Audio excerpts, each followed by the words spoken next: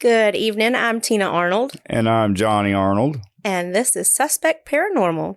Is it? Is it? Dun, dun, dun. So tonight, I have a story that you don't know because you wouldn't let me tell you this week. Is it going to be... Oh, hold on. It's a continuance of last week's, right? You changed it? I changed it because I need to get more information on the other dude. So I'm going to move him to next week. Okay. And it's just so, I don't know. These are so dark and This one isn't? It is, but yes, but in a different way. I don't know. I guess the other one is, I don't know. Too dark for you? Well, not really. Well, no, the second part couldn't be any worse than the first one. It's not really. It's just, I don't know. I don't know how to put it into words. You'll see. It's not really like it's just too dark. There's horrible things out there that I've read about and I've seen and whatever. But I don't know. The dude is weird. The whole story's weird. It's really weird. So, anyway, tonight, he uses Reddit. You bet he uses Reddit. He probably... I am almost positive that he was an avid Reddit user. Oh, is he dead now? Well, no. Oh. No. All right. But tonight is about the abduction of Jaycee Dugard. Who's that? Doesn't ring a bell? No? All right. So on June 10th, 1991, Jaycee Dugard, who was 11 years old at the time. Are you saying Jaycee? Jaycee. Jaycee. Oh, Jaycee. Okay. Jaycee. She was 11 years old, and she was kidnapped in broad daylight, walking to the bus stop, with her stepfather watching her go. They gave no shits. They didn't care. They pulled up next to her. A man named Philip. Lord, y'all. I didn't put his last name in here because I wasn't focused on him. But their names are Philip and Nancy. It was a husband and wife, and they just didn't care. They pulled up right next to this little girl in front of her stepfather, jumped out of the car, grabbed her, and put her in the car and took off. And he, seeing this happen, freaked out, of course, like any father, stepfather, mother, parent would, and jumped on his bike and tried to follow the car. Like a bicycle? It said bike. It doesn't say if it was a motorcycle or a bicycle. I mean, I would imagine it had to be a motorcycle.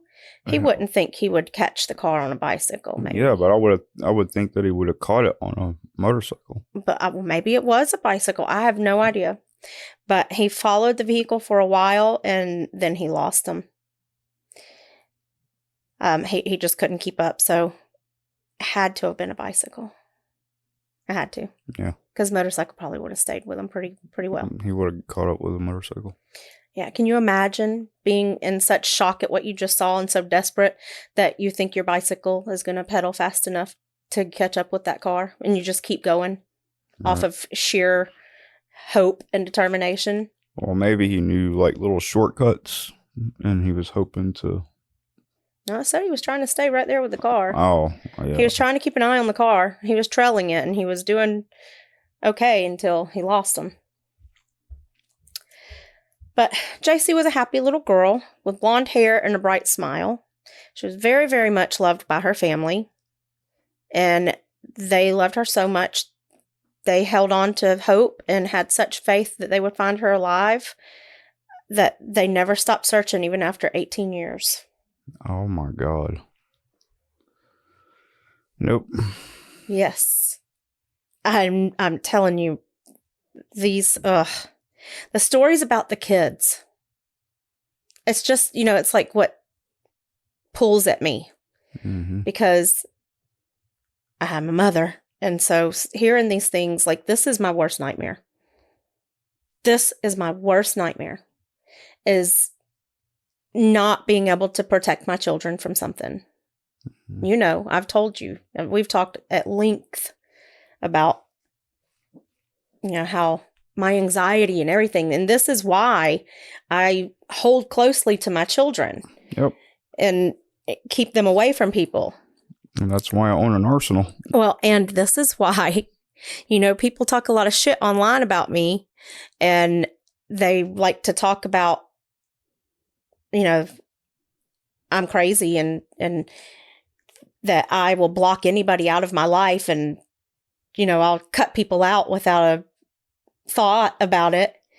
But if your energy is off, if your vibe is off, if I pick up on anything that is negative in any kind of way, I can't have that around me and my kids. Well, yeah, I mean, negativity can be dangerous. Yes. So there's no reason to risk somebody's safety over a stranger. You know what I mean?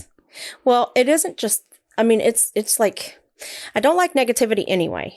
And I mean, we've seen a lot of psychotic people. But, right. Out there. Like, there's so many people out there, and they're unpredictable. And, you know, if you see something in somebody, whether it's somebody online or somebody in your real life, and you can tell that something's not right,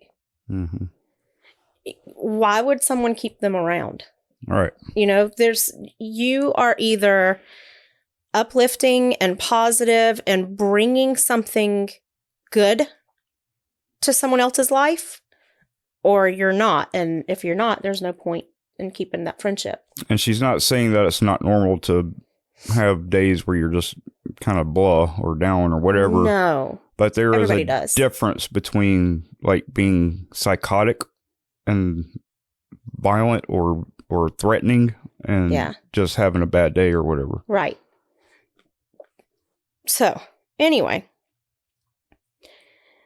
But this is why I don't trust people. That's what I was getting at. Like, at the very slightest little, you know, change in your behavior that shows me that there's something dark or negative inside of you, this is why I don't trust, and I'm really quick to cut people out. Yeah, that's why our house is surrounded by cameras, and we own like a little small arsenal, and yes, we keep a really good eye on our kids, and we keep an eye on each other. Down. Yes. But this story right here is really crazy. It's another one like last week where the police just kept dropping the ball. Like, they just kept turning the other cheek and looking away, giving a blind eye to what was going on right under their nose. They had so many opportunities to save this little girl. It's disgusting how they just let this go on for 18 years. So, after her abduction, her parents made pink flyers with her photo and information and put them everywhere that they could think of. And one of the places that they put it was at a local gas station. And there was a call into the police from a man that owned the gas station with the pink flyer. And he told them that, now this was like right after she disappeared. So not years, not months, but like right after she disappeared. He walked out and saw a blonde-headed girl looking at the flyer, and she was with an older man. And he said the way that she was looking at the flyer alerted him that that's weird. Like, she was like recognizing the flyer, you know, like, and so he alerted the police because it was dramatic enough that he thought they needed to know. And he told them it was a blonde-headed little girl about the age of the girl on the flyer, and she got into a big yellow van with an older man. They were still in California at this time. Like, that's what, if they would have just looked into this, but the police didn't follow the lead. Oh, well. They didn't even look into it. They didn't search for yellow vans in the area. Like, how many yellow vans do you think? Big yellow vans. They find more common cars, more common colors. Hold on, you said this is California? Yeah. Oh, that explains a lot. I knew you were going to say that. But anyway, for me, in my mind, find everyone that owns a yellow van. There could not be that many. And follow each lead. But they didn't. So when they brought Jaycee to their house, this wasn't like a spur-of-the-moment kidnapping, which, from my understanding and my research that I've been doing, they say that most kidnappings are spur-of-the-moment. But this one was thought out. It was well thought out. Like, they knew what they were doing. I think they even knew, like, who they were going for. I feel like because they knew where she'd be, when she'd be, that they maybe have been watching her. I mean, I have no proof of that. That's just the feeling I got from this. When they brought her there was a shelter pre-made in the backyard. So they had put in so they were really, like, even if it wasn't her specifically, they were just planning on doing something. Right. Yes. So they had a shed out back that they had soundproofed. It hit home, didn't it? Yeah. We had an old neighbor. Well, I wouldn't give that story because they don't know where. I know. We have lived many, many places. But we had an old neighbor that did something questionable like that. Yep. That put us on high alert. And so it was a soundproofed shed, and then it had tents around it. Tents? Tents. Why? I don't know. Now, I'm going to tell you, so you know how we were talking about getting like a storage building and turning it into a studio, right? Mm-hmm. So we would have to soundproof that studio. So other people could, say the same thing about us.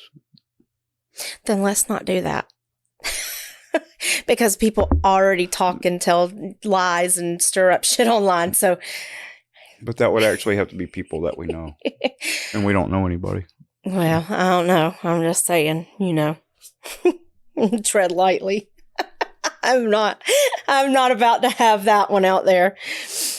So anyway, they knew what they were going to do. Like, they expected to go out, find somebody, and bring them back. Mm-hmm. The whole time reading the beginning of this story, thought, what is his wife thinking?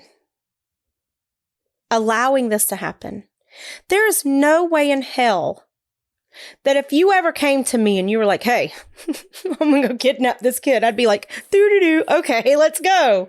Well, I mean, if it's not for like a trafficking ring, it's usually parents that like couldn't have kids and... Oh, it's not what this was for. Oh. No. So he brought young Jaycee into the soundproofed shed and left her there, naked and handcuffed. 11 years old. 11 years old, had probably never been away from her parents, never been in a situation like this. Oh, nobody's. And very few people.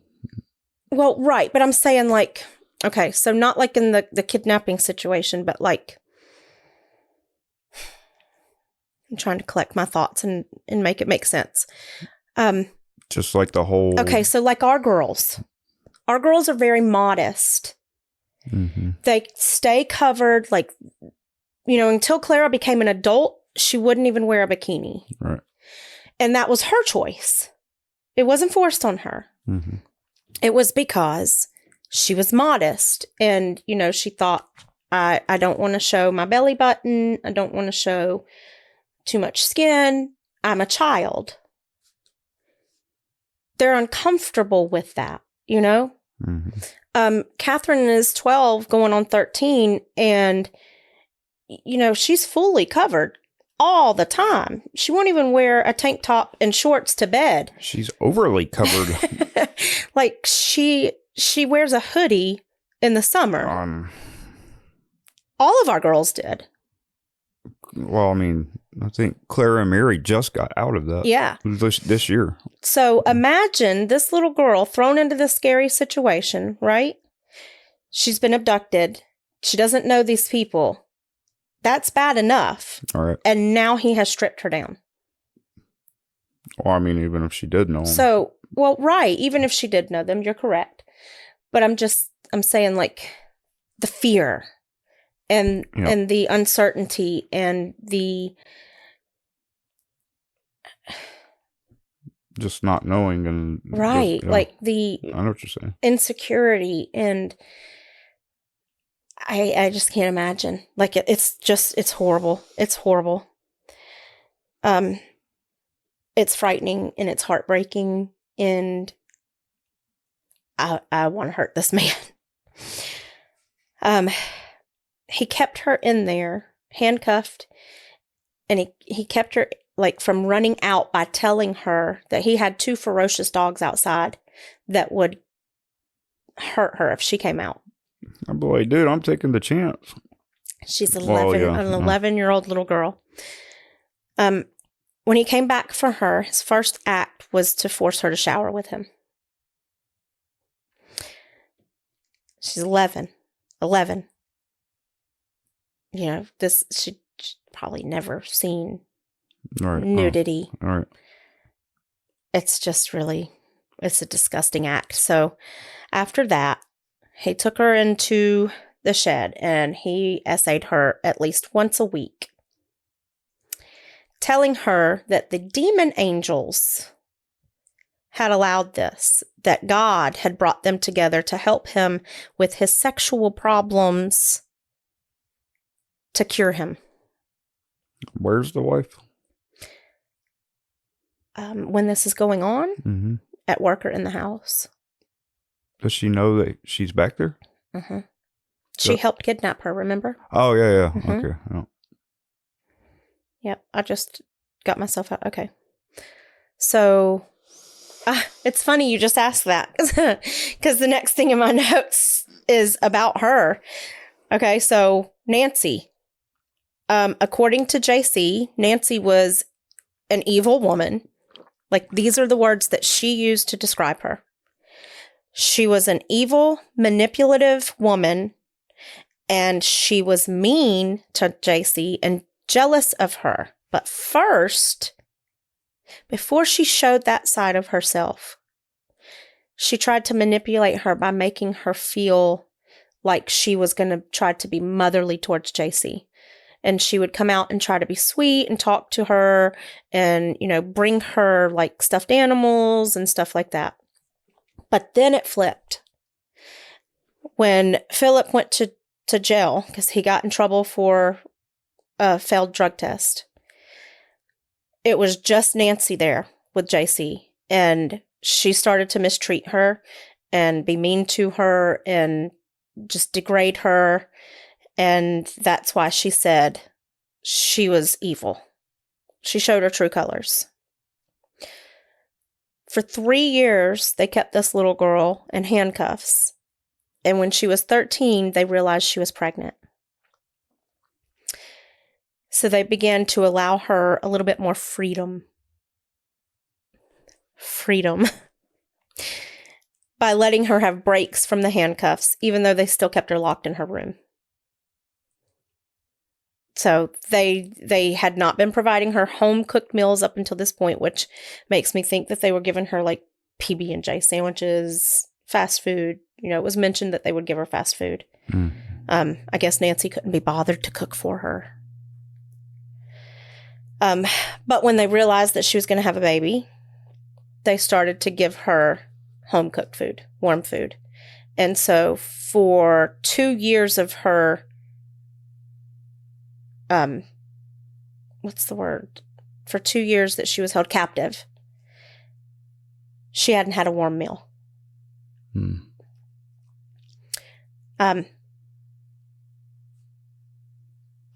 But I from what I was reading, what I understand, it was because they were trying to feed the child, like feed the baby. Like they were, trying to keep the health up for the baby. When she was 14, she gave birth to her first child, and it was a baby girl, which would have scared the hell out of me. Yeah. Jaycee said that after that, the birth of her first child, he began to taper off the essaying of her. But I'm going to just say up front, from everything that Jaycee has said, he did never touch the girls.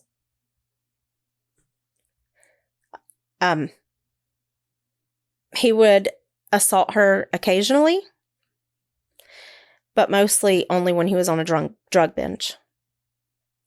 So he had a problem with methamphetamines. Oh, imagine that. And he would go on like day-long binges. And that is when he mostly came out to her. All right. And when she was 17, she got pregnant again, and her second daughter was born November of 97. I'd love to hear your thoughts so far. Oh, it's just pissing me off. I know it. I can tell by the look on your face. I hate stories like this. Well, I'm going to tell you, look, there's a lot of them. There is a lot of them. So let me tell you. I know. Even like if I go into a different part of the research and stuff, I still find myself, thinking, because I'm a parent, I still find myself thinking from a parent's point of view. So even if it's a grown person, I'm still thinking that's somebody's kid. And so they all get to me to the point where it pisses me off. I mean, I understand that, sad. But there's a difference between somebody that has lived their life and somebody that is new to life. I know what you're saying. There's a difference between your feelings and the level of your feelings for an adult, which not saying that they don't all hurt and they don't all. No, but it's different. But it is harder to hear about it happening to a child. And I get that. You're just sitting there stripping an innocent child's innocence away from them. Yeah. And changing their entire outlook on everything. Oh, yeah. You're traumatizing them for the rest of their lives. They'll never be the same. Right. Ever. Yes, I understand. All right. So Nancy had the 3 girls call her mom. And Philip was their father, I guess. And that is because at some point they started allowing them to go out in public. And they started to have people over around them. Let that sink in for a minute. So how old was she at this point? 17. Well, I mean, it kind of seems like she's forgotten about like her other family. And like this is I don't think she forgot about them. But this is a story that is very much Stockholm Syndrome. Yeah. What else could she do? Well, it had been so long that she had been pretty much brainwashed into thinking that was right. Right. Because she was taken at such a young age, too. Right. So, there were several times that Jaycee and her daughters could have been rescued during this time. There was a pool incident where Jaycee injured her shoulder and the fire department had to come out and check on her. And at that time, there had already been reports. There had already been things going on. They should have looked further into this. Mm-hmm. There was the gas station sighting that I was talking about earlier. And then the neighbor. The neighbor reported several times seeing a blonde-headed girl in the backyard. And then again later, when she had her daughters, he reported having seen her and her daughters. I mean, he said 3 girls. So everything that you just heard, we're going to go back before that real quick to give you the history because I forgot to put it in here. He was convicted before he had gotten Jaycee for kidnapping and essaying another 14-year-old girl. And he had done time for it. And so he was on lifetime parole at this time. When he abducted Jaycee, he was already on parole for his whole life. Yeah, but all that means is that, hey, you're going to pay the government money, but you're still going to get to live your life. It's just a freedom tax. That's all it is. But it's not supposed to be. It's supposed to be a barrier between him and the public that keeps an eye on him. But one of the things that the state of California failed to do, what they messed up on, was they put him as a low-profile case when he should have been a high-security case where they were going out and doing weekly or monthly checks on him. He should have been castrated. Well, that's a whole other... That's a whole other discussion about what should and should not be done to people. But for this story, had they not messed that up, had they put him as a high security case because of the level of what he did, because of, what he had already done, they could have avoided this. And even if they couldn't avoid it, that parole officer might have been alerted to it sooner if he had been doing regular weekly house checks. Right. So that was another big oopsie on the state of California. So. I just figured California was kind of in promotion of all this kind of stuff. In 1991? And then, well, I would imagine the 90s? so. I mean, you have to think all the big stories about Hollywood and stuff, and they're just now seeping out, and it's been decades since. Oh. Yeah, of course. You're right. And of course, the California politicians are going to be hiding it and sitting on it and telling the police to, look the other way. So of course, and you're right there at the border, so you got human trafficking right there. So, of course. Well, the neighbor reported having seen Jaycee and her daughters out back in tents. And this time, the police actually came out there. And they stayed in his front yard, even though it had been reported that it was in the backyard and that there were girls back there.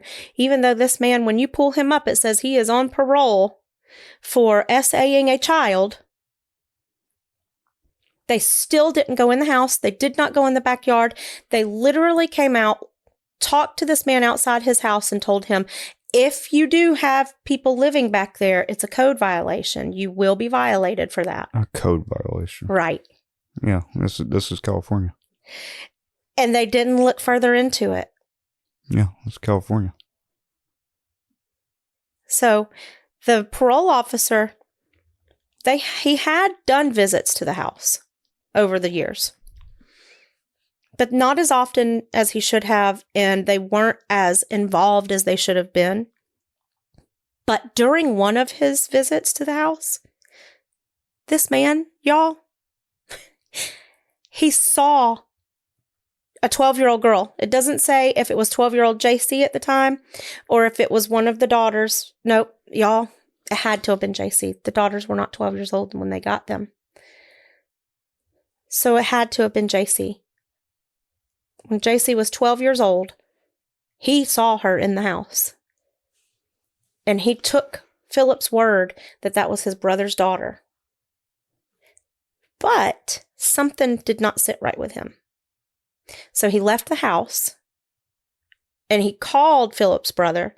And Philip's brother told him, I don't have a daughter. But he still failed to go back there. You know what I'm about to say, yes, right? I do. That your theory is correct. because that is wild. That is like, he should be in trouble for that. That's why I never want our kids to go there. Or I never want to go there. And y'all, I'm not laughing because I think this is funny.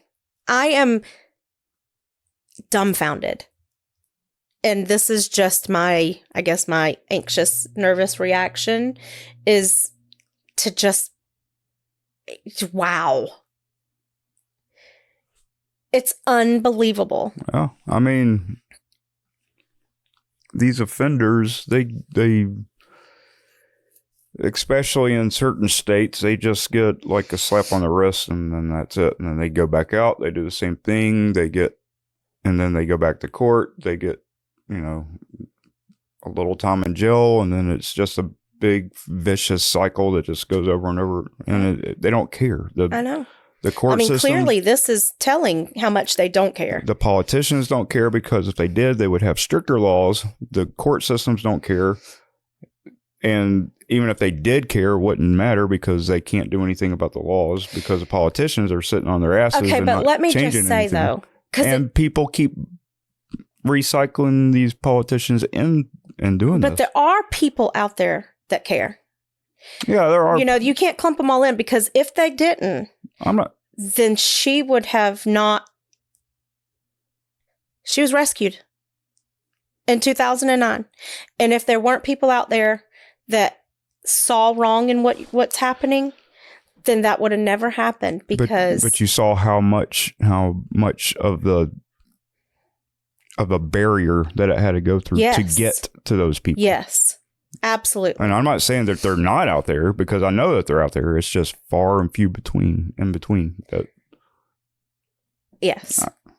If it had been me, if I had been the neighbor and I had seen that, and the neighbor had to have known, because, he had said things to the police that sounded like he knew Philip's past and his criminal record, and that's why he was so concerned about the girls being back there. I'd have been back there with my camera, like, this is who this is, look, and taken that to the police. You know what I mean? Like, you see these girls, and they're out of place. Something is wrong enough that you're alerting the police to it several times, not just once, not just twice, but several times. It said, take a picture. Yeah, but to me, and show that. It still sounds like what would have happened was he would have gave it to the cops, and the cops would be like, "All right, we'll look into it," and then push it to the side. Maybe. And be done with it. Maybe, but I wouldn't have been able to sleep at night knowing that could possibly be something bad going on. I would have, me. Yeah. I would have been putting myself in danger, involving myself in that. To try to bring somebody over there that would actually do something. Excuse me. So this is the way that they were caught. This man is insane. He thought he had invented a new religion. Oh, we're going down this road now. And God was speaking to him, and God had led him to do this to Jaycee. And God was trying to cure him of his sexual deviancies. And this is how he was doing it. And he wanted to teach it to people. And so he took it to the University of Berkeley and the FBI. You cannot make this shit up. I am not kidding. He wrote a manifesto of his religion and took it and dropped it off with the FBI, and then took it to the University of Berkeley to ask if he could teach a class on it. And when he went to the University of Berkeley, he took Jaycee and her daughters with him. And they were posing under different names. And they were saying that they belonged to someone else, but that their parents had allowed them to come with him today. But the woman that he was giving his presentation to at the university saw something really bad off. And so she alerted. It wasn't the presentation itself? I don't know what was in his presentation. Oh. I don't know how much he divulged about his religious beliefs at that presentation. They didn't go into that. So she alerted the police. Let me get my notes because I don't want to get this order wrong. Dude, I wonder who acted first, Berkeley or the FBI? Berkeley. Are you serious? Yes. Berkeley. Oh, wow. He went to the FBI first. Berkeley is the one that reacted first. Spoke up. Okay. So she called the police, the woman at the university, and the police alerted his parole officer who came out to his house to do a check. And when he was there, he only found Philip and Nancy. The girls were nowhere in sight. But Philip just reiterated again that they had belonged to someone else that had allowed him to travel with them for that day for the purpose of the presentation. So the parole officer, finally feeling like something was off, told him to report with the girls in the morning to his office. I'm waiting to hear your thoughts on this before I tell you mine. I mean, you're giving him a heads up, so I mean, I would imagine that he's not going to show up. That's what I thought. I found this part just as disturbing as the abduction, as the essaying, as the police letting the ball drop. This parole officer expected this man who has this criminal history of hurting children,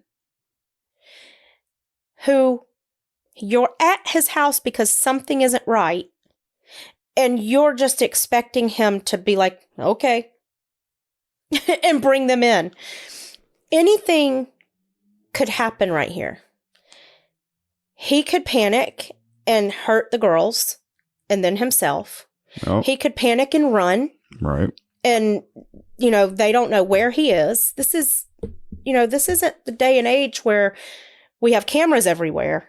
Right. He could have disappeared into the night. Easily. And they're in California, so they could have just went right over to Mexico and been done with it. Oddly enough, he did not. He went to the parole officer with the girls the next day. Well, he said he was a meth head, so I'd imagine that the drugs have kind of eaten into his brain a little bit here by this point. And, wait until you hear why the real reason is. Oh. I was just going to say that you're right. It had to have some kind of influence. And then, he was, believing that this whole religion crazy thing was going on. So he's actually in his head thinking that this is real. You know what I'm saying? He had convinced himself that he was in the right. He had convinced himself that God had spoken to him and told him to do this, so it was okay. And that it didn't matter if any man on earth understood it or not, because he understood it, and God had told him to do it. And so he walked in there with those girls thinking, but I'm in the right. And so after questioning and, sitting there for a while, he just told him, yeah, I did it. That's her. That's Jaycee. And those are my daughters with Jaycee. He gave it up. Once they came out and they caught him and they told him to bring them in, it was just that easy. And then the California police are just like, all right, well, thanks for letting us know. You can go home now. No, hold on. No. We'll follow up later. But my thinking here is... Don't go anywhere. If they would have just done that sooner, for all of the reports that they had gotten about this man and these kids in the backyard, if they'd have just done that sooner, she would not have went through all the trauma that she had to go through for as long as she had to go through it, because he would have given it up. Well, apparently a lot of people involved in this are not the brightest stars in the sky.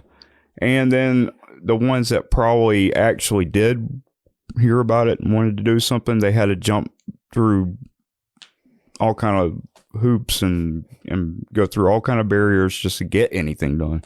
You don't know what was happening on the back end of it. Mm-hmm. You just know that what was on the front end, the people were just brushing it to the side. So, yeah. Like, it was nothing. Oh, well. Yeah. It wasn't their family. They don't give a shit. Right. So she definitely had Stockholm Syndrome. And when she was returned to her own family, they saw it, and she had to go through extensive therapy because she had spent more time with this man and his wife than she had spent with her own family and life.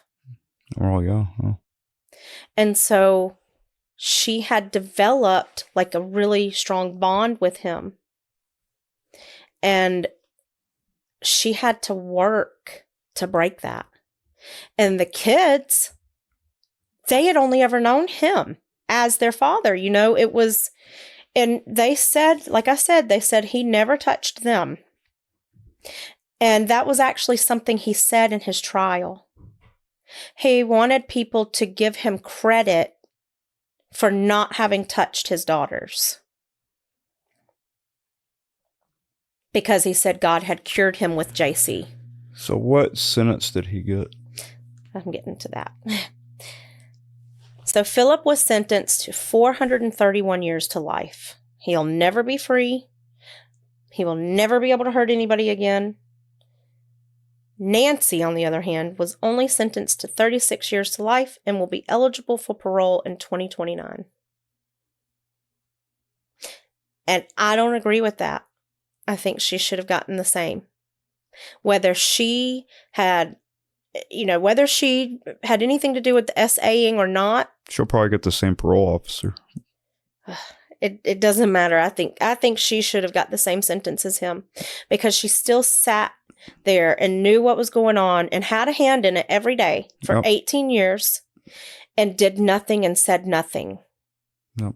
18 years. I mean, that's a lifetime. Yes. So I don't feel like she should be able to be free ever either. No. But once again, it's California.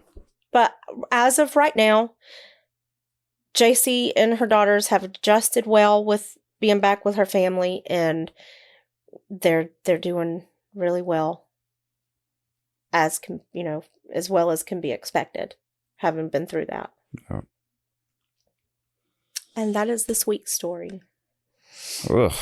Okay. And I promise next week to not do one that involves children. Yes. Okay. Thank you. Y'all, the reason that it's coming up this way is because, like, the way that I'm finding my stories to do is the books that we just bought for me to read about. And so I'm like flipping through, and this is the order the stories are coming up. And then I do my research online, and yeah. So I will flip past those next week. Or you know what? Next week I'm going to do the dude that I was going to do this week, but decided not to. To be continued story. Yeah. I'm not saying that you can't do them. I'm just saying. Like, oh no, I understand. I don't like back to back like that. It just pisses me off. I know it does. It does me too. It fucking enrages me. Like, I want to meet the people that do these things. You can't have 5 minutes alone if the parents can't. Well, I know. I think that that's the way it actually should be set up. I'm going to play devil's advocate here, because when I was in college, I actually had to discuss this, or something similar to this, about how our justice system messes up. And we all know it does. And so it wasn't the discussion of whether or not somebody should have 5 minutes alone with the suspect, but it was about whether or not the death penalty should be allowed or not. And I had to argue both sides of it, whether it should and why, and whether it shouldn't and why. And because of our justice system and how much it messes up and how we will get 20 years down the road from a case and find out with new evidence that this man was not even in the vicinity of the crime, and then they have to be let go and they've done 20 years, of their life for something they never did. It's hard for me to think every case should be eye for an eye. Only because what if you got 5 minutes alone with somebody that you think harmed your child and you do real damage, as you should, and it wasn't them. But that's where it has to be undeniable evidence, like right. all the way down to possibly like video footage or them admitting it or DNA. Right. So, but if one of those three criteria are met, then I yes, think it should be yes. And I also think that sexual offenders, when it comes to those three criteria, should be castrated. And I think possibly maybe the parents should be able to do it if they choose to. I don't have the research behind this, but I feel like I have heard that there are countries that do that. I don't know. I mean, to me, I think that should be a thing. But I'm interested in knowing. I'm not going to do the research right here on camera, but I'm interested in knowing if that is done anywhere, and if it is or not. I'll report back next week to let y'all know, because I am curious to have that information. If there's anybody does sterilization for. Yeah, I mean, the whole sterilization thing should be for men and women that do it, because now you're starting to see more and more women doing it. Right. Teachers and I just read I have to shift. Okay. Go ahead. I just saw a story like a few days ago where there was a elementary school teacher that just got arrested for graping. Is that what you said? It was middle school. Or middle school? It was middle school. For graping a student. Yes. Female. So, I mean, it's not... Oh, no, this is a different one. Wow. No, this was a female. So she was smiling. They were showing her walking into the courtroom or the jail or whatever, some big building. Oh, no. She was smiling. Right. Right. I know who you're talking about. I thought you said the student was a female. No. The teacher. Yes. She was middle school. Oh. And I mean, not that makes a big difference, but yeah, that blew my mind to see her smiling as she was walking into the courthouse. I don't know. Maybe it was a nervous thing like I get and Mary gets, where we smile and we laugh through things that make us nervous. I think that it's just fucking evil. It's not good. I think that, I mean, really, this world is just going to hell anyway. Yeah. I think that if you're in a situation like that and you find yourself being escorted into a courtroom because you have SA'd a child and you have that nervous habit where you laugh or smile, you just hold your head down. You don't let the victim's parents and the victim in the world see. Well, I mean, if they're gonna do something like that anyway, I don't think they give a shit. You know what I mean? They just don't give a shit. I think that they're like, oh yeah, let me do this to protect your feelings. You're right. Yeah, they don't give a shit. I think that there's something really broken. There's something really just not there for people that can do that. Oh, yeah. I mean, just committing the act and then being able to smile about it. Or just being able to go on with your life. Yeah. Your day-to-day life at all. Right. And just not giving a shit. Right. How do you... I mean, I don't know. I don't get it. And then just the fact that they can sleep at night and they're okay with themselves. Yeah. Yeah. Fuck that. There's something missing. There's something missing. Yeah. A soul. Well, that just got deep. A soul is missing. Yeah. It's just demonic possession all the way around. Lord, we just went to another alleyway. We talking about demons. Suspect paranormal. I know. Demons scare me. As they should. Yes. So anyways, getting out of all that craziness. You want to redo this episode and I'll do a different one? No. So I was just gonna talk about where all my paranormal experiences started from, and that was, why'd you do that? Because I know where we're going. Oh, where are we going? I know. I've been with you for 21 years, honey. I know exactly what you're about to talk about. Oh, yeah. So mine all started when I was very young. I was probably like 9, 10, 11, somewhere around there. Mine started at the same age. And I had a friend of mine from school. He was spending the night and we were hanging out, and it was time for bed, and he made like a little pallet next to my bed, and I was laying up in my bed, and I fell asleep or dozed off or whatever and woke up, and my room was like freezing cold. And I looked up, and there was a silhouette of a figure, but it was all white light. And it was the weirdest thing because it was like the light was trapped inside. It wasn't reflecting off of anything. Right. And so I reached over my bed after, I was like young, so I was like freaking out at first. And I was trying to wake up Buddy that was in the floor.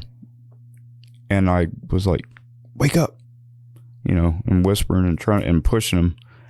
And he just wouldn't wake up. Mm-hmm. And I know it was real because I was awake for hours and hours. It wasn't a dream. And like, I even got to the point where I had to use the bathroom really bad, and I was just frightened. Yeah, I was paralyzed frightened. You know what I mean? And so I couldn't get up to go to the bathroom, and I didn't want to make any sudden moves or anything. And, and I thought I was just kind of like risking it, trying to wake him up. And, so I was just freaking out. And then finally I passed out. Well, there was a time where he just went, what? Like that. And then I told him, there's somebody in my room. And he turned over and went back to sleep. And I don't even think he actually ever woke up. Yeah. And the next morning, I finally did pass out. And the next morning, I was awake all night. So I was exhausted, and I'm a little kid.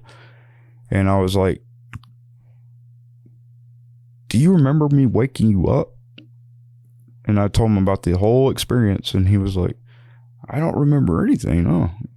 And so I'm pretty sure he never woke up or whatever it was. But I did research on like guardian angels and or whatever, and I never read anything where it said like a room would like get frigidly cold, and that's not the first time it's happened.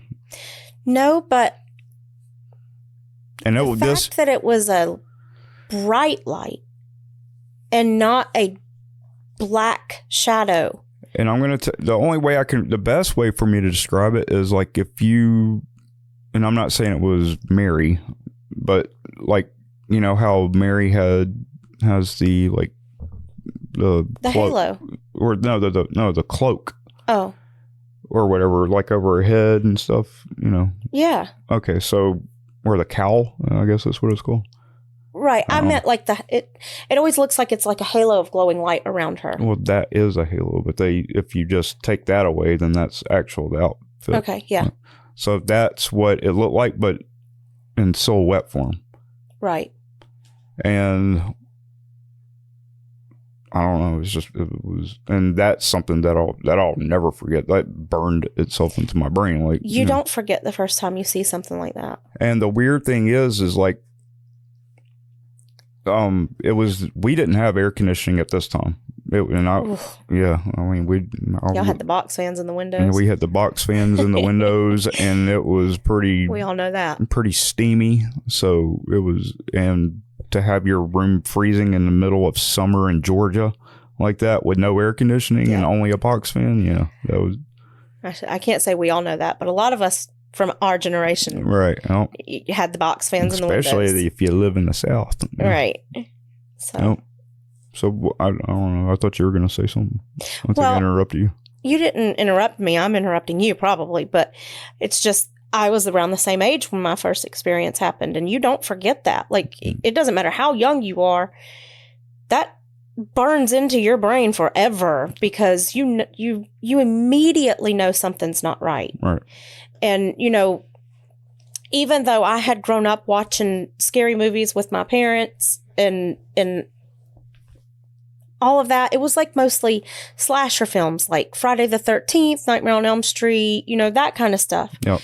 It wasn't like the ghost stuff until I was older, and then they had Poltergeist come out and all that. But even Poltergeist wasn't quite like what we experienced, the first time that we had that experience. For me, it was when my parents were getting ready to buy this house that I was eventually raised in. The first time that I walked into the back bedroom of this house, and this house was brand new. It was, we were the first ones to ever fart in it. It was just on, old land. But I walked into that back room and I immediately felt eyes on me. Mm-hmm. And it's a feeling that you can't really describe in words. You have to know the feeling by having lived it, that something is in the room that you can't see and it's watching you and it's following you anywhere you go. That's the way it felt in the front rooms of my grandmother's house to me. Yeah.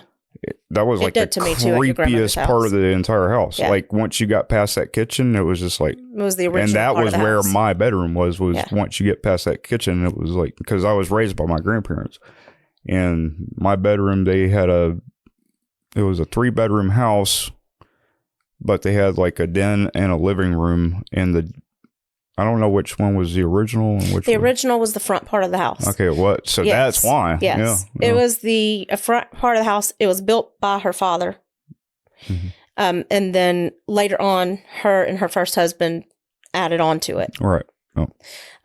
But yes, in your grandmother's house, you cannot go to that side of the house without feeling something. And even our children, very, very, very little, felt something in that side of the house that they would try to tell us about. Well, my mom used to tell me that she would see my mom and my grandmother's mom were very, very close.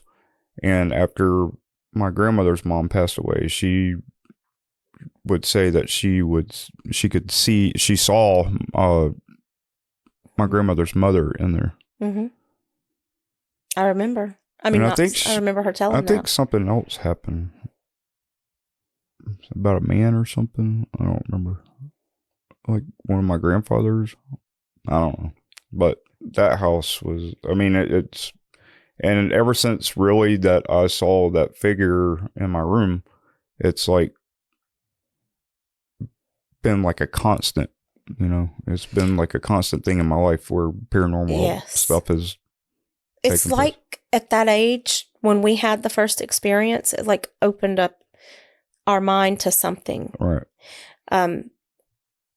Just a quick side note. I would love to have Clara and Mary on here one night on the show to tell their experience in that part of your grandmother's house.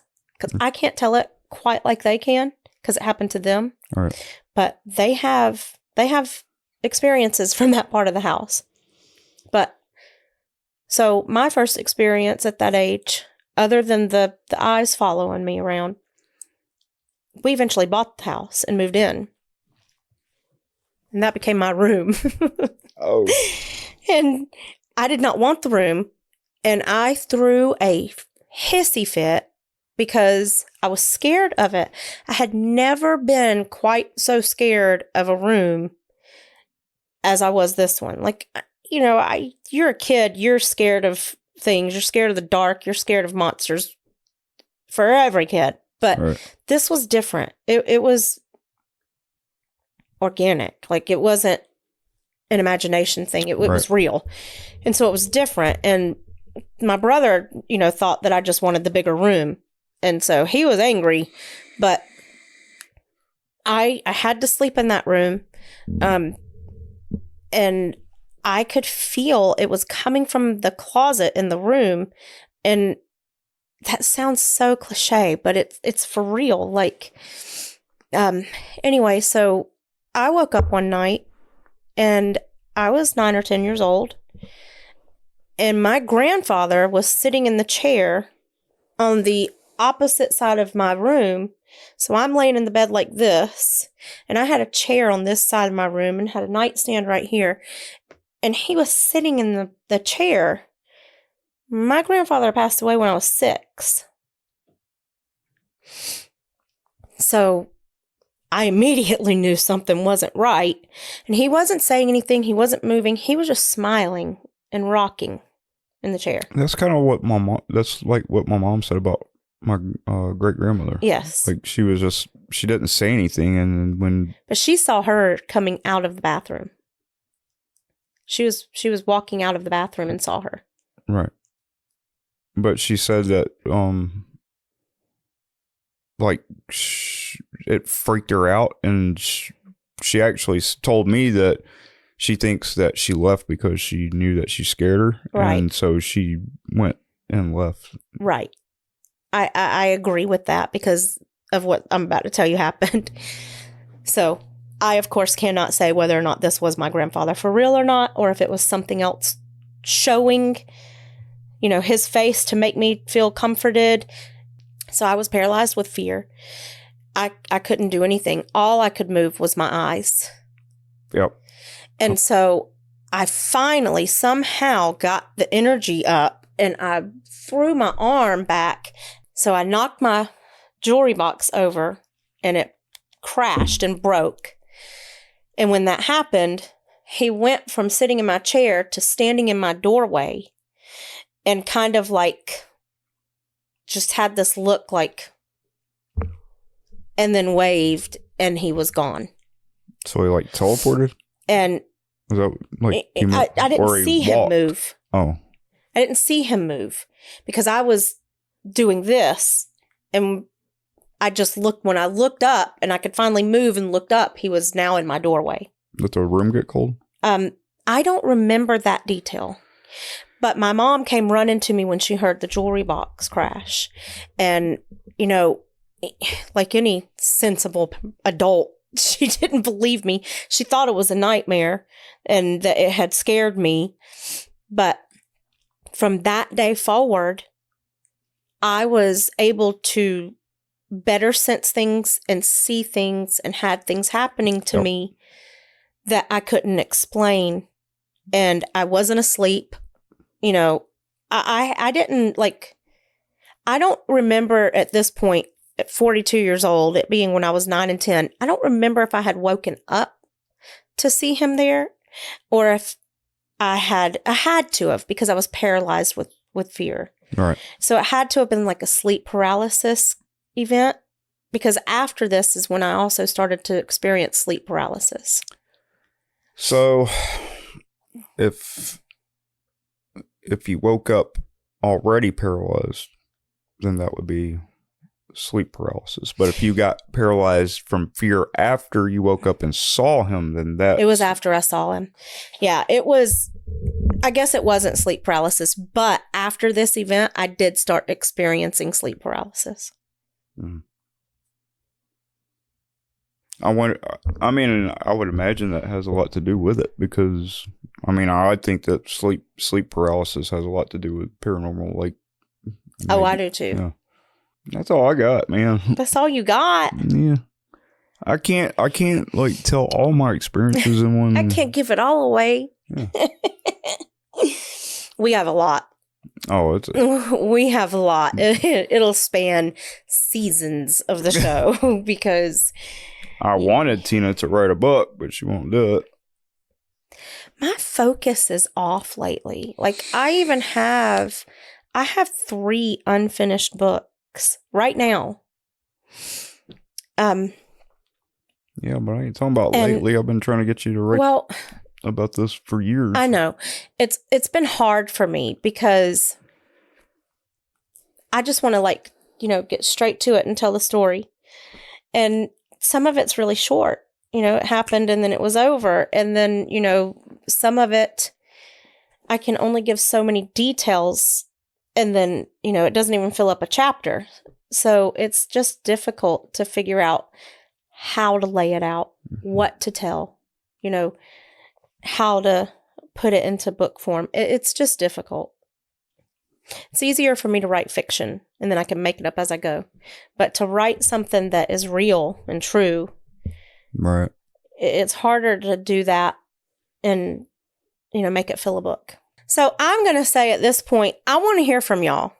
So comment something that you would like for me to talk about. Comment a true crime story or, a cold case, something. Or your own paranormal experiences. Tell us your own paranormal experiences.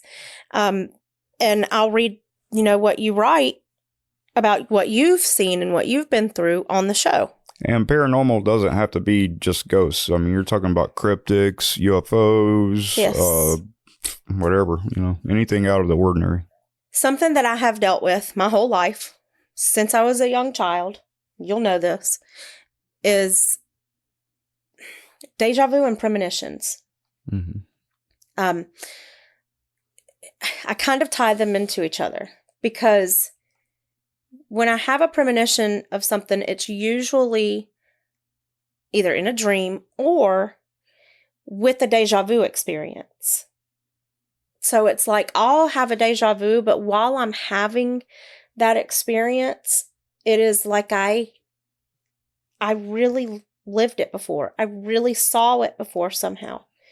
And usually the experience of the deja vu or the premonition is something that I remember ending badly. So it either ended in me injured or dying, or somebody I know being injured or dying.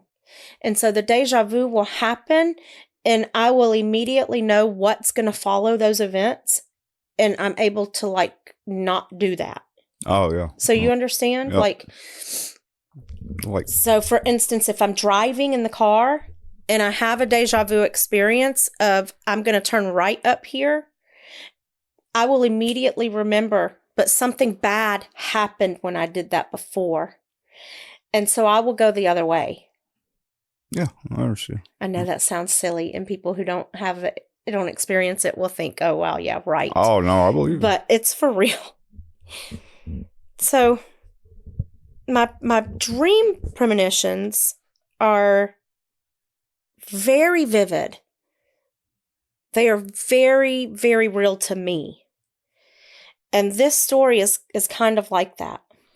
I want to cut you off for a second. No, go ahead. So I've had one that was insanely real my entire life, and it actually happened. And you already know this about my stepfather's mom.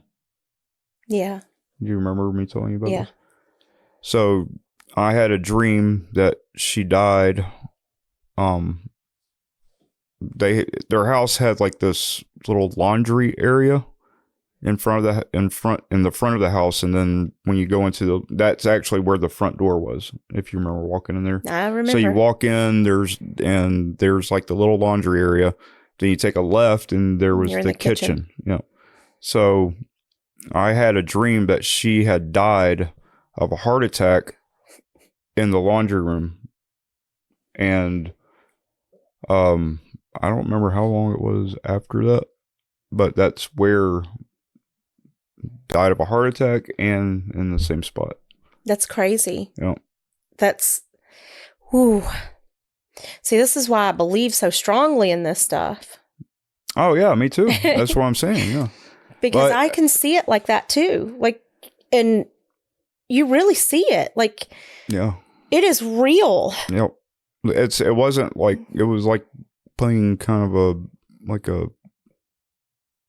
what is it? The first person video game. Right. And you're like in your body and moving around, interacting. I could actually, Your consciousness. yeah, you can touch things and feel Yes. it and, you know, smell things and taste things. And I don't know. It's just, It's wicked. yeah. So, Johnny, Yes. what is one of my other really, really big fears that you make fun of all the time? Think of me sitting in the car waiting for you to come out of work. Oh. If I'm real or not? If all of it's real. I don't know if we should be admitting that on anywhere.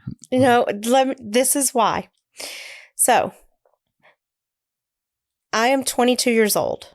Currently, I serve in the Marine Corps. In April of 2019, I had what can only be described as a hyper-realistic dream. So much so that it feels more like a legitimate memory than a dream. It starts off with me waking up the following day and going about my daily routine. Slowly but surely, day after day passes. Eventually, I get out and go to college. I propose to my girlfriend of 8 years and get married the following year. 9 months later, we have a son. It's one of the happiest times of my life. I'm going to school, working as a Lyft driver. With my VA benefits, things are at least moderately comfortable. My now wife works a small part-time job as well. About 2 years later, we're expecting again, this time twins. They name the twins, but I'm not going to name the twins. Okay, but he is explaining that it's down to the names. He knows the names. By this time, I'm finishing up my degree with only 1 semester left. We eventually save up enough to get out of our 2-bedroom apartment and make a down payment on a nice 4-bedroom house using the VA home loan. I finish school and become a pastor. Day after day goes by. Eventually, my son graduates high school and also enlists in the Marine Corps. When he graduates boot camp, I admittedly tear up. My other son graduates with honors and gets accepted into a mechanic trade school. My daughter, against her mother and I's wishes, gets married immediately after graduation. But being the parents that we are, we accept her decision and I walk her down the aisle on her wedding day. Months later, I become a granddad. Holding my grandson for the first time is equal to holding my child for the first time. A year later, my daughter is expecting her second child.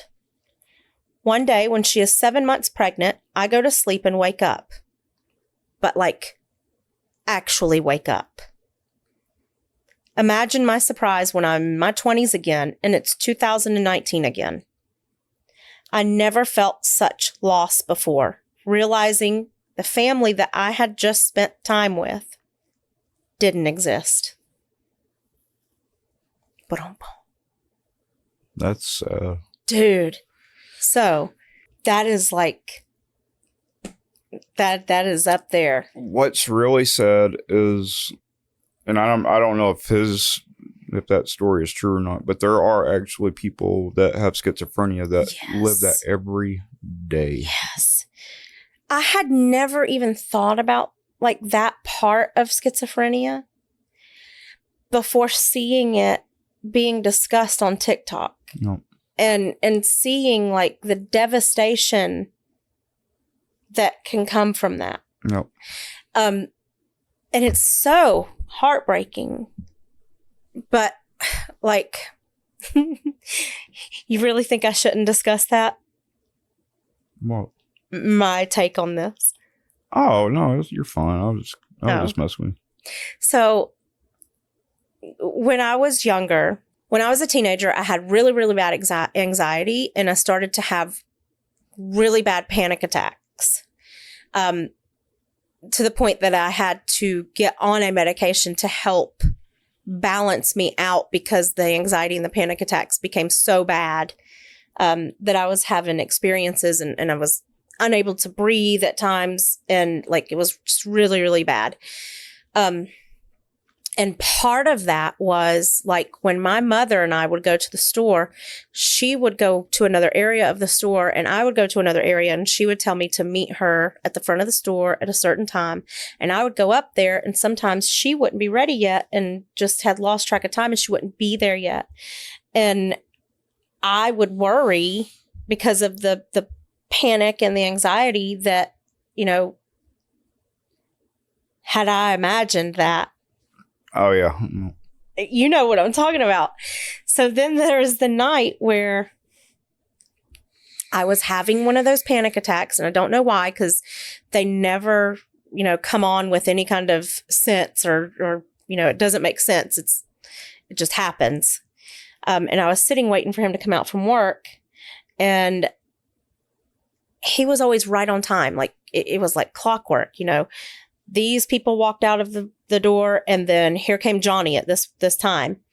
And I had the girls behind me asleep, and I started to psych myself out. Like, I have a writer's brain anyway, and I'm constantly like coming up with stories and telling stories, and I started to psych myself out in the middle of this panic attack. And I was like, you know, what if I like woke up one day and none of this was real? Like, I had imagined all of it, imagined you, imagined the girls, imagined the life that we had built together. And I started to really freak out in that panic and in that story I was making up in my mind and thinking, oh my God, he's not out yet. What if it's real? And that's what this story made me think of. Like, all right. So to be fair, when this happened, I had already been out there, 4 or 5 years. Yes. And so you were already used to that routine. Yes. You're trying to make me sound less crazy. And then the one day the one time that it didn't go that way, you were like, because it was like, that's out. what I mean. It was like we had 4 years of consistency. And I just so happened to be going through a time in my life where panic attacks were coming, and they were coming on strong, and it was really, really bad. Right. And that with this and it, you know, the paranormal crap that I deal with and was dealing with at that time, it was all just like a perfect storm and freaked me out. So when he came out to the car, I was crying and he was like, what is wrong with you? I said, I'm just so glad you're here. Like, I'm the one that should have been crying. I'm the one that got imagined having to work 12-hour days, 7 days a week. I wrote you that way. For years and years. Oh, Lord. 12 hours, 7 days. Yep. For 2 years. No. Yeah. 4 years. Oh, was it 4? I was out there for 6. First 2 years, oh, yeah, I actually had regular hours. Yeah. You know. I had it backwards. Yep. So that's why when I read that, it was like, oh, whoa. Somebody experienced what I was like fearful of. Imagine that. Unless it was made up and they have like kind of the same fear. brain, yeah. The same panic and the same. Well, I've kind of freaked myself out over stuff like that too. Yeah. Well, if you've ever freaked yourself out with a thought that just went off the rail, have you ever freaked? I want to know about it. Have you ever freaked yourself out by becoming like so self-aware that it's like, I don't even know how to explain it. Like you, I don't even know how to try. I'm curious. I'm interested in so this. Like, we all have this perception of like just living life, but have you ever like gotten so like where you actually like start thinking about your actual existence? Yes. And then you're like, what the fuck? And then you start freaking yourself out, and then you're like looking around and everything becomes like super real. Yeah. I think it's all of the D-rugs that we did when we were kids. Oh, I don't know. Don't do D-rugs, kids.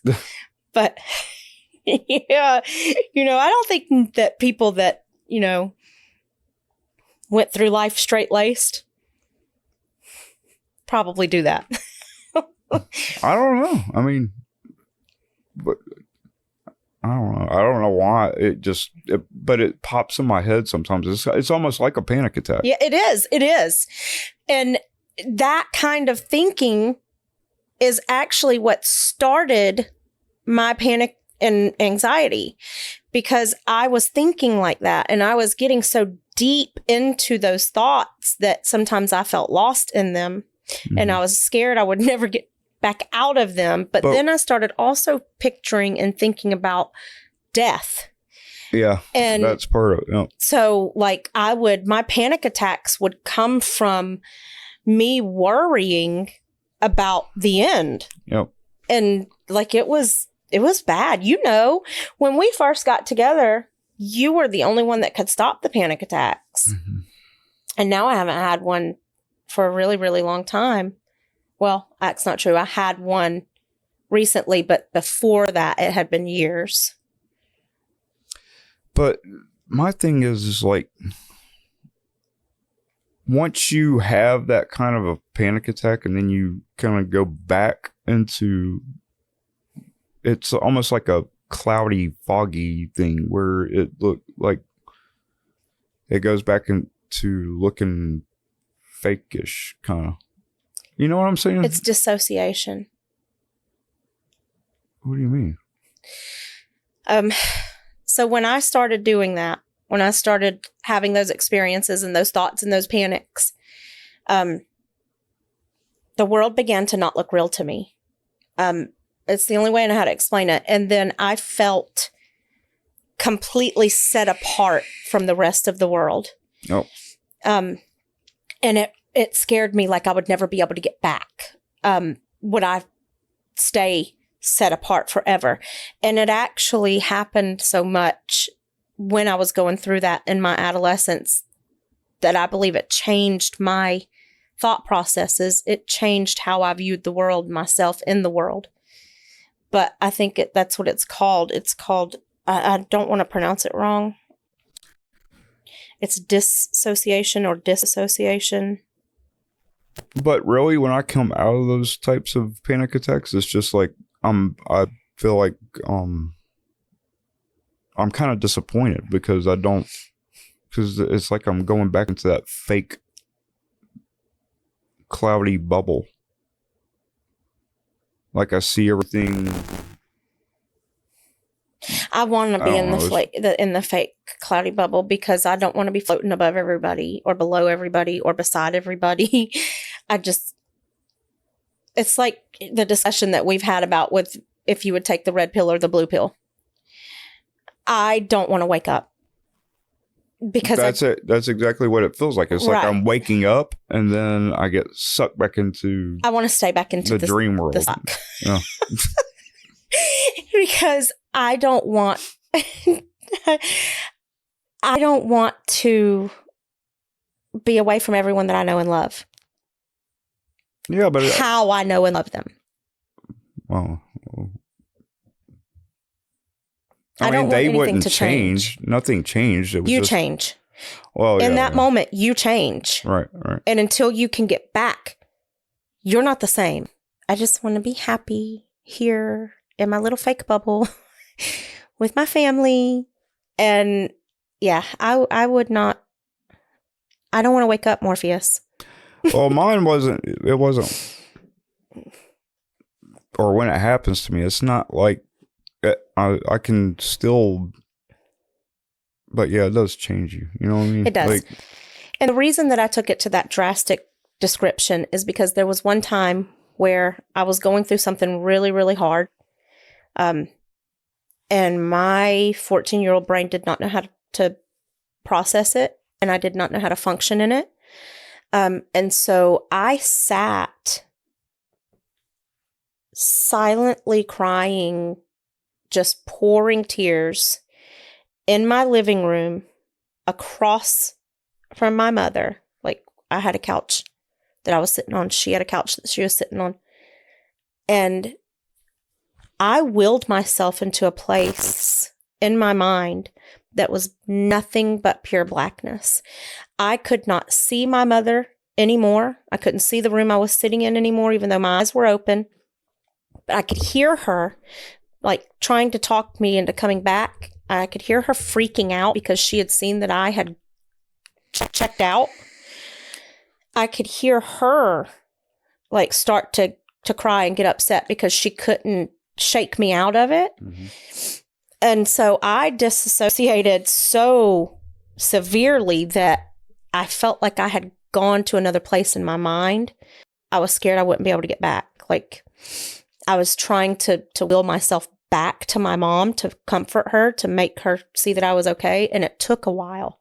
I have had like, you know how you kind of zone out and then it goes black.